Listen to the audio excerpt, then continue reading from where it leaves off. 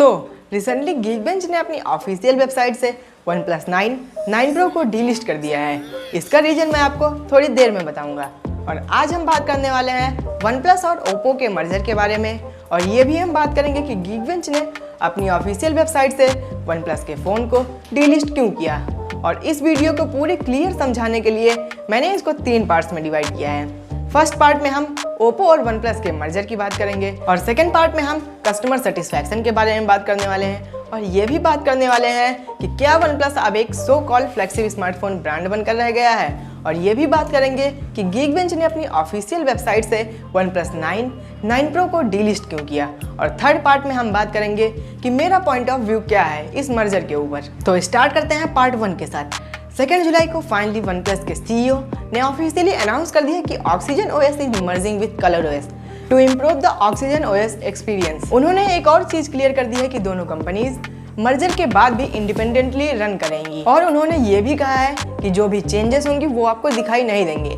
इसका मतलब जो भी चेंजेस होंगे वो Oxygen OS और ColorOS के कोड्स में चेंज होंगे, और दोनों के कोड्स सेम रहेंगे। और बात करें अगर कि OnePlus ColorOS को ग्लोबली एक्सेप्ट कर लेगा, तो आई डोंट थिंक सो, क्योंकि Oxygen OS एक बेटर एक्सपीरियंस प्रोवाइड करता है कस्टमर्स को, और मेरे हिसाब से, मेरे पॉइंट ऑफ व्यू से Oxygen OS OnePlus के सक्सेस का सबसे मेन रीजन है। बढ़ते हैं पार्ट 2 की तरफ, कस्टमर सेटिस्फैक्शन, और क्या OnePlus एक so called flagship smartphone brand बनकर रह गया है, और क्यों गीकबेंच ने इसे अपनी वेबसाइट से डीलिस्ट किया।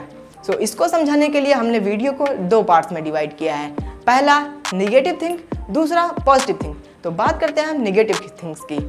तो अभी OnePlus के हाल कुछ ठीक नहीं चल रहे हैं, क्योंकि गीकबेंच ने रिसेंटली OnePlus 9 Pro को अपनी ऑफिशियल वेबसाइट से डीलिस्ट कर दिया है, क्योंकि OnePlus अराउंड 300 मेजर ऐप्स की परफॉर्मेंस को डाउन कर दिया था, और जितने भी बेंचमार्क्स ऐप्स हैं उनकी परफॉर्मेंस को बूस्ट कर दिया था, ताकि अगर कोई OnePlus के फ़ोन को टेस्ट करे तो उसे पता ना चले कि OnePlus ने अपने फ़ोन की परफॉर्मेंस को डाउन किया है। हालांकि OnePlus की तरफ से एक ऑफिशियल अनाउंसमेंट आई है कि वो इसे अपने कस्टमर को चीट करने के लिए नहीं, बल्कि मोबाइल फ़ोन की बैटरी लाइफ को एक्सटेंड करने के लिए कर रहे थे। बट मेरे पॉइंट ऑफ व्यू से अगर OnePlus को ऐसा करना ही था तो वो कस्टमर को बता सकते थे, यह एक ऑफिशियल अनाउंसमेंट कर सकते थे। बढ़ते हैं पॉजिटिव थिंग की तरफ। OnePlus ने रिसेंटली सॉफ्टवेयर अपडेट के बारे में कुछ इन्फॉर्मेशन शेयर की थी, जिसमें आपको ये बताया गया है कि OnePlus T सीरीज और R सीरीज में 3 साल तक मेजर एंड्रॉइड अपडेट और 4 साल तक सिक्योरिटी अपडेट्स मिलेंगे, और OnePlus Nord CE में आपको 2 साल तक एंड्रॉइड अपडेट और 3 साल तक मेजर सिक्योरिटी अपडेट्स मिलेंगी।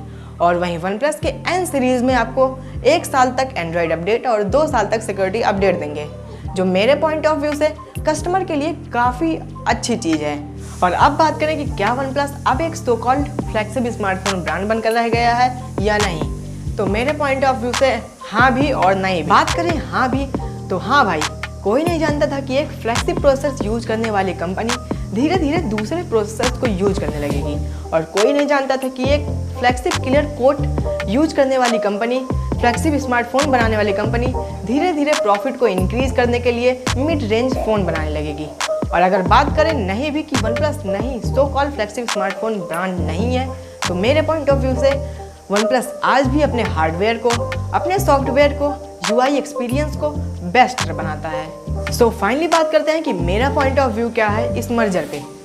अपना पॉइंट ऑफ व्यू बताने से पहले मैं एक चीज़ ये बता दूं कि आपका पॉइंट ऑफ व्यू मेरे पॉइंट ऑफ व्यू से चेंज हो सकता है, इसको अदरवाइज मत लीजिएगा। तो मेरे पॉइंट ऑफ व्यू से हाँ भाई, OnePlus आज भी एक फ्लैगशिप स्मार्टफोन ब्रांड है, बट फ्यूचर में शायद OnePlus चेंज हो जाए, क्योंकि वो अब धीरे धीरे मिड रेंज स्मार्टफोन की तरफ बढ़ रहे हैं, और शायद वो ColorOS को भी वर्ल्ड वाइड एक्सेप्ट कर लें, क्योंकि उन्होंने इसे चाइना में OnePlus 9 सीरीज के अंदर इम्प्लीमेंट कर दिया है, और इससे उनकी रिसोर्सेज बढ़ेंगी और उनका प्रॉफिट बढ़ेगा, और कोई भी कंपनी ये नहीं चाहती कि उसका प्रॉफिट कम हो। आज के लिए इतना ही। वीडियो अच्छा लगा तो वीडियो को लाइक करो, और कमेंट में ज़रूर बताना कि आपका पॉइंट ऑफ व्यू क्या है, क्या आप मेरे पॉइंट ऑफ व्यू से एग्री करते हो या नहीं। मिलते हैं अगली वीडियो में, तब तक के लिए जय हिंद।